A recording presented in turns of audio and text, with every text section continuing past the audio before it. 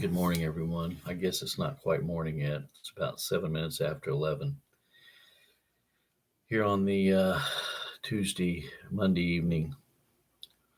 Um, Titled this video this morning, It's an Error in Trusting in Our Own Abilities.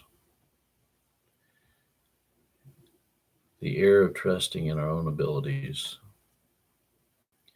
I have met some people in my life where God has given tremendous talents. They have not only mechanical ingenuity and um, understanding of mathematics, and they can work quadratic equations.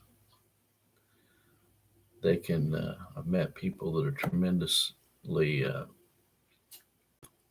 knowledgeable in electricity. I've met people who are chemists who understand um, chemicals and the interaction of chemicals. I've met people who have tremendous social abilities and speaking skills. I've also met people that have almost photographic memories. They only have to read something once and they've got it. Um,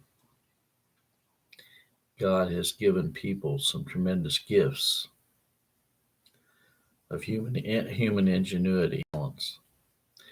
I've met some phenomenal musicians in my lifetime, um, but there is a grave error when one begins to trust in their own abilities and not remember from whence their talents came, and not remember at all times that those abilities can be taken away from them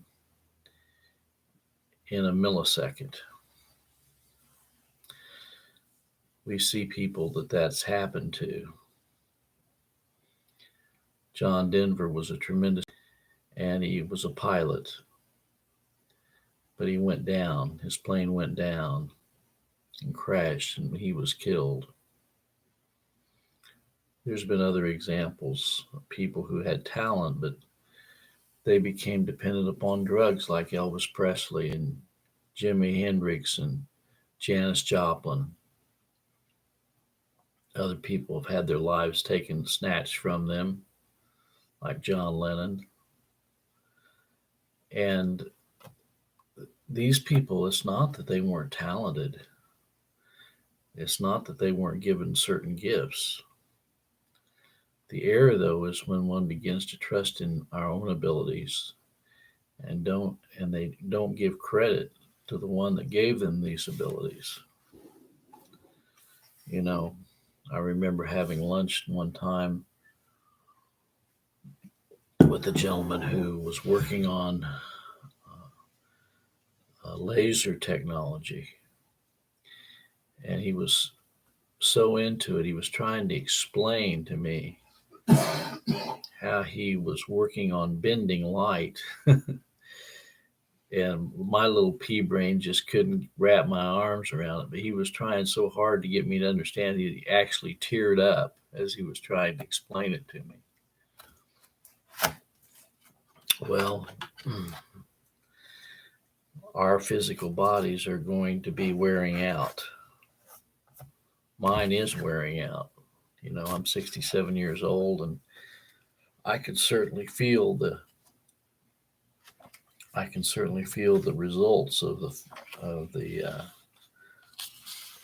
decay and the entropy of the human body.